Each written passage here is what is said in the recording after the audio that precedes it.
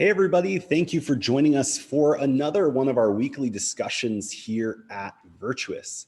Today, I'm excited because we're going to be diving into something that's so essential and something we covered during the Responsive Nonprofit Summit last week. And if you didn't have a chance to attend that, I definitely want to make sure that everybody gets a copy of the recordings from last week. So I'm going to go ahead and drop all of those in to the chat pane. So for those that are just joining us, we're going to get started in just a moment here in the Responsive Weekly discussions. This is a Q&A format. This is a dialogue. So if you have questions or comments about this week's articles around responsive nonprofit principles, feel free to drop those in the chat pane. Additionally, I'm going to share a little bit more details on what we're seeing here at Virtuous as the ways nonprofits are navigating today and shifting from this traditional broadcast mindset to being more responsive, because it's not just a strategy shift. It's actually a culture fit shift, a mindset shift. And that's something we're going to dig in. But if you're interested in seeing the full presentation that this was inspired by, definitely check out the archives from last week's Responsive Nonprofit Summit. So let me drop that into the chat and then we'll go ahead and get started. In the meantime, I would love this to be a conversation.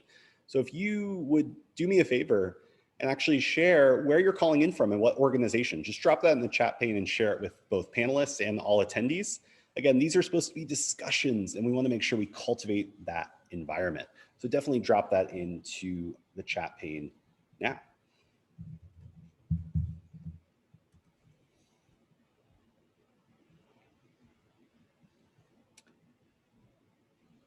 Hey, Pam from Scottsdale, you're right here in our backyard. Ray Taylor from Franciscan Media in Albuquerque. I know we have many others joining the call, but understand that sometimes it's hard to interact on these types of calls. So I appreciate everyone dropping this in the chat. Christina from Partnership for Children, thanks for joining us. It looks like Heidi from the Lutheran Home. Sean from Crown Financial in Knoxville. Hey, Sean. We have Mitzi from Evergreen Life Services in Louisiana. Mitzi, how are you holding up from the hurricane? I know that was a big deal yesterday. I have friends down there, and I know luckily it came through quickly, but how are you impacted? And then Sean from Vanderbilt University Medical Center.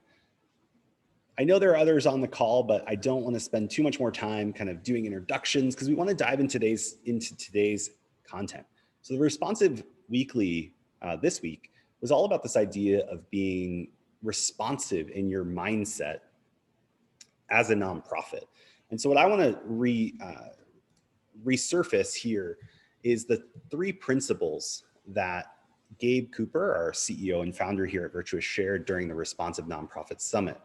And before we get into the principles, it starts with this general idea that most nonprofits are actually handcuffed to traditional fundraising systems that are largely impersonal.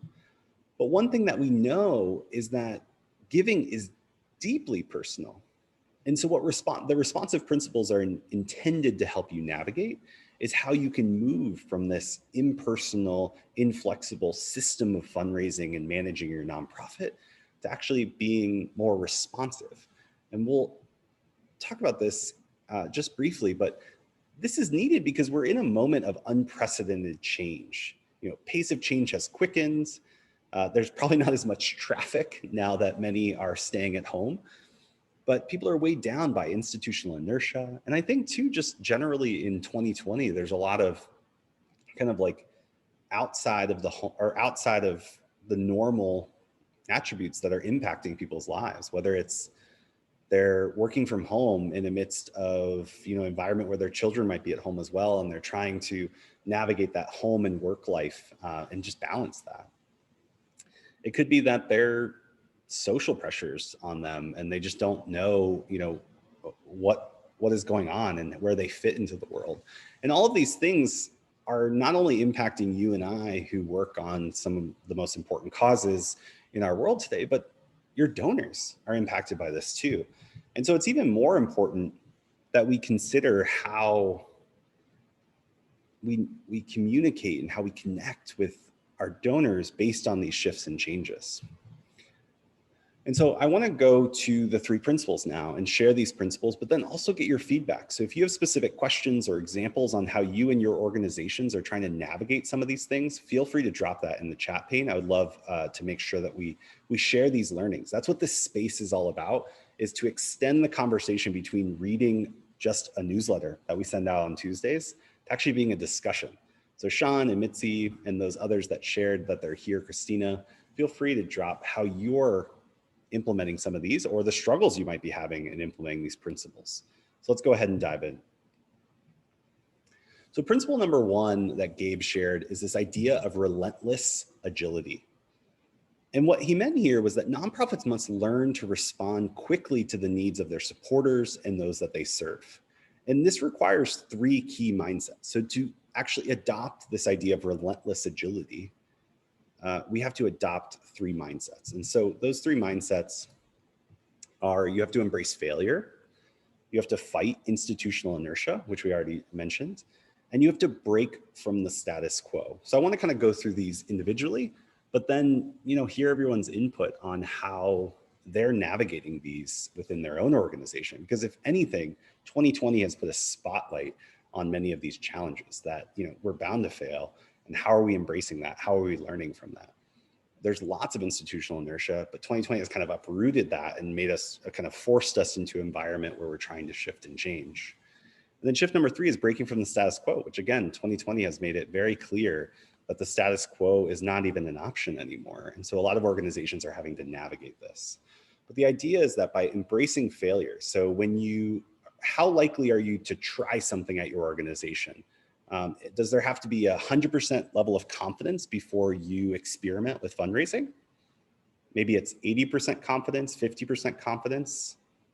How much of your time are you spending on new adventures or new ventures to try to navigate and unlock new opportunities of growth and connection with your supporters versus just executing the same old, same old?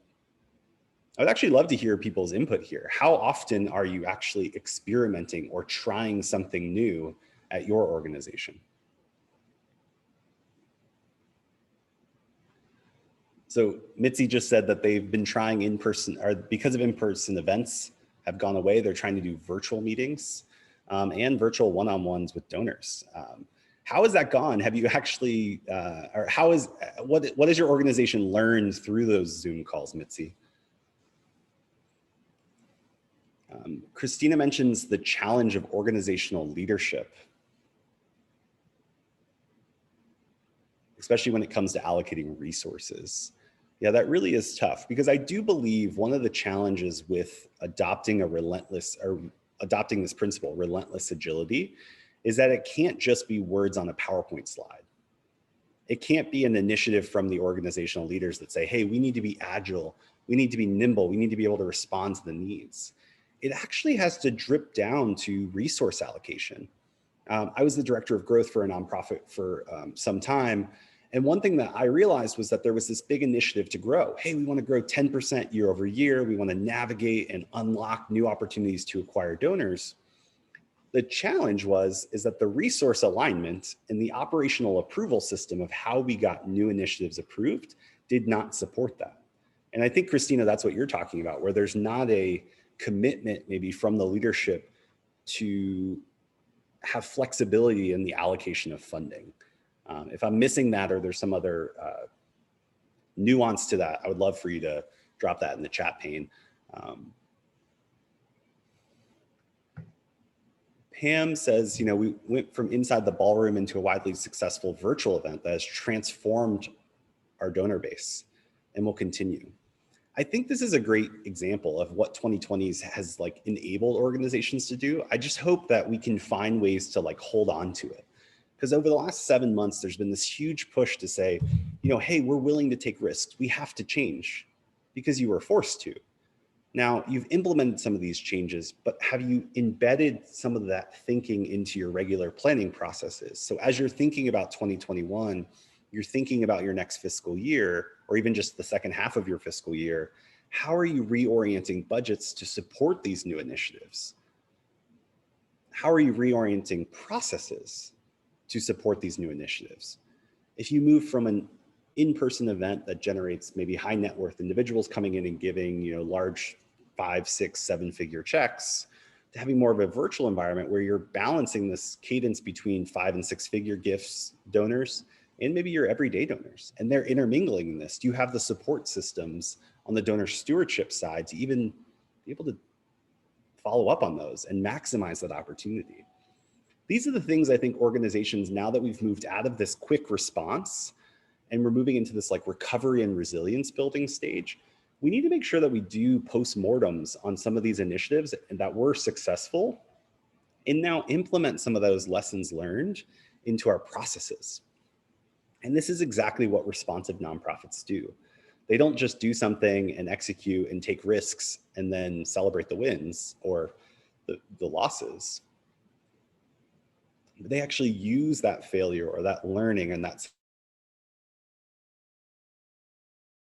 of your fundraising have to be navigated at the people, the processes, the platforms, the finance side.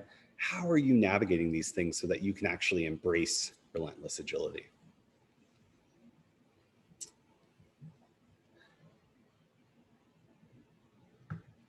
You can still have coffee and chat. That's amazing. Ray Taylor from Franciscan Media says, we sent coffee from a coffee roaster who donates to our soup kitchen to donors. So they sent coffee to donors, physical coffee to donors at their homes, and they were able to meet in person over coffee. So even though it wasn't an in-person meeting, it was through Zoom, but they could still share that coffee, and they were using the symbolism of sending the coffee physically to their donors as a reminder that in spite of distance, we can still feel connected over coffee. And Ray said that $11,000 in donations already through those meetings. Congratulations, Ray. I think this is, again, a great example of how by reorienting our thinking to focus on the outcomes and being loose-handed with the process we deliver those outcomes on is making huge impacts at organizations that are adopting this responsive mindset.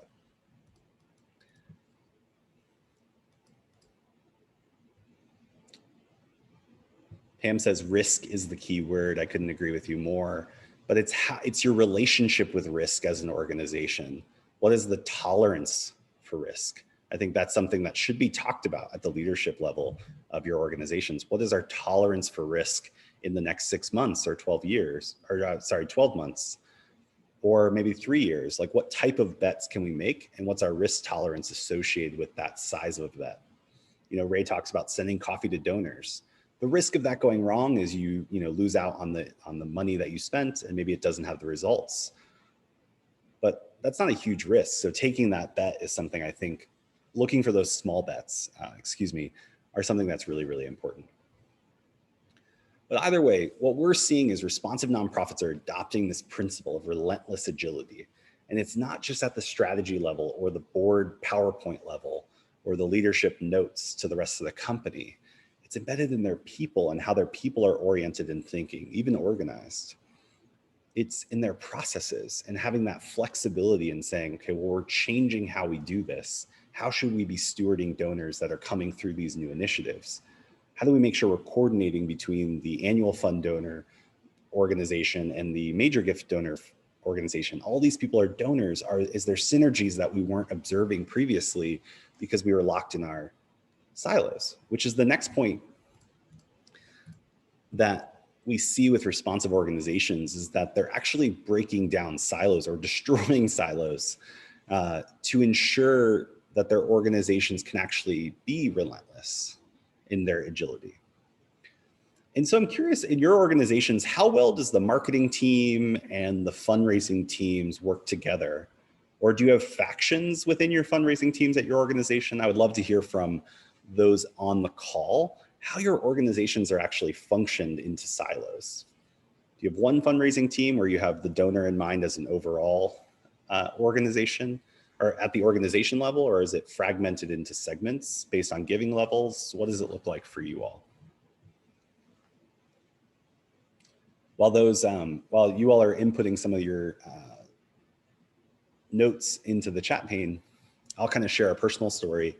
One thing that we realized when I came back to a nonprofit was that we had this donor development team, which was mostly major donor development. And then we had a communications team, which was separate. And then we had a donor services team, which was also separate.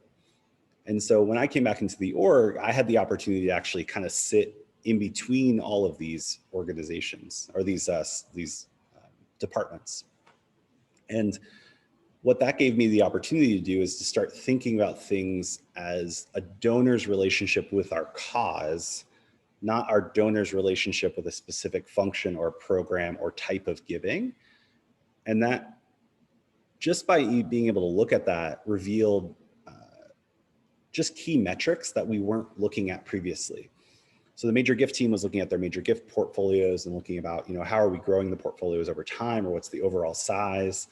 Communications was focused on delivering our stories, delivering our messages. It was very much production driven.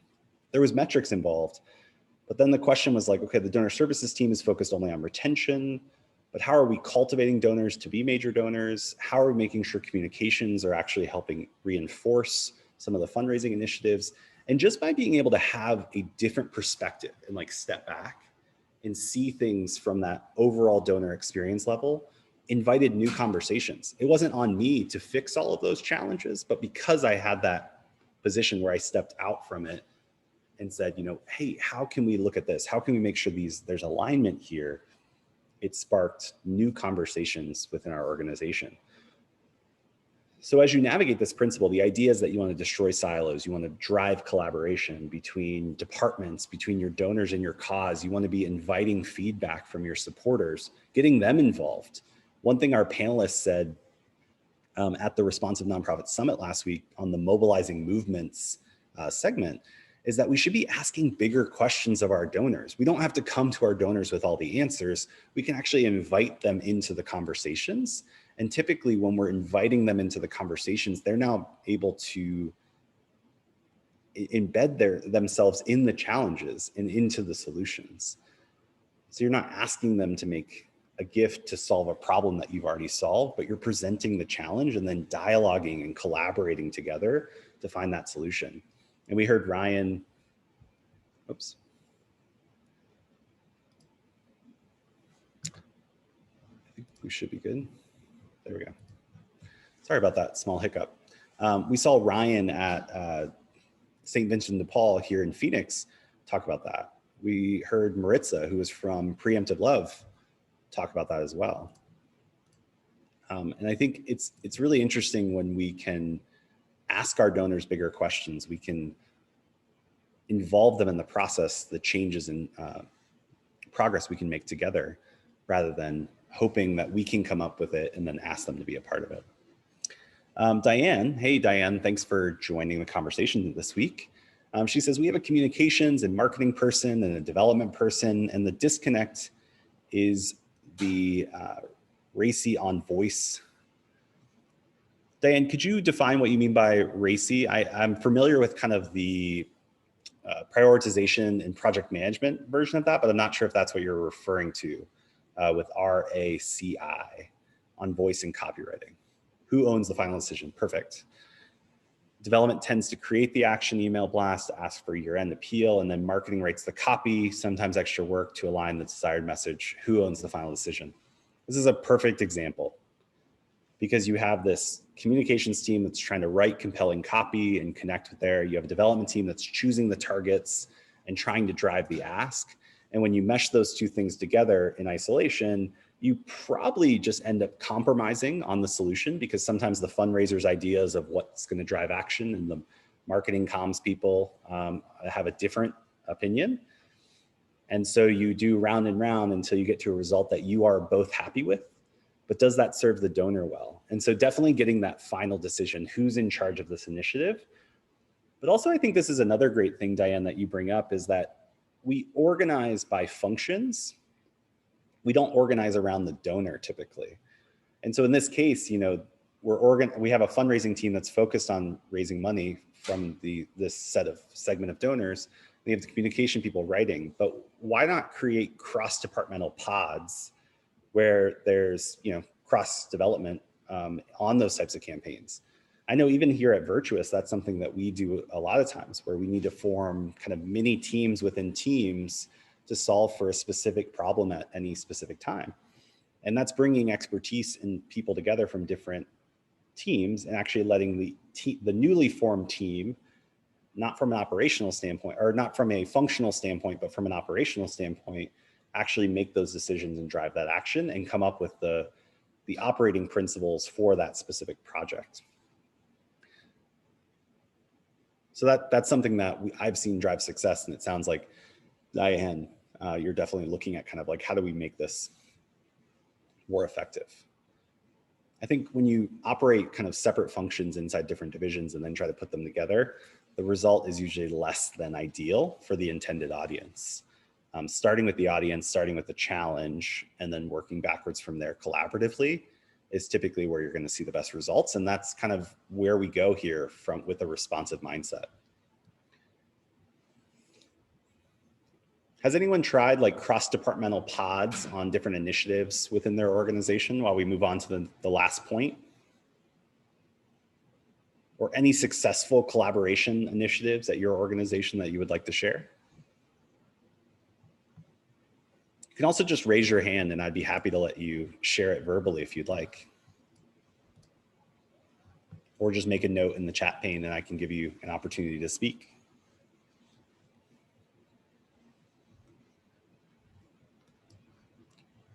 While we wait for some of the inputs there, feel free to continue sharing in the chat pane. I'd love to hear those stories. The last principle here that Gabe shared, and again, if you want to hear the full presentation, I'll share the link again in the chat pane at the end of the conversation today. But the last thing is having a responsive mindset. And so where we see responsive nonprofits adopt this idea of relentless agility, they're breaking down silos. This last point seems redundant because if you're trying to be responsive, why do you need a responsive mindset? And what we're talking about here is the actual functionality of being responsive. Responsive is this idea that you're trying to build connection and build relationship. It's actually reactive and proactive to continue the conversation, to continue the momentum that's built between a connection. The reason we landed on this idea of responsiveness is because when we looked at relationship science, we saw that connection is what drives relationship, but what drives connection is responsiveness.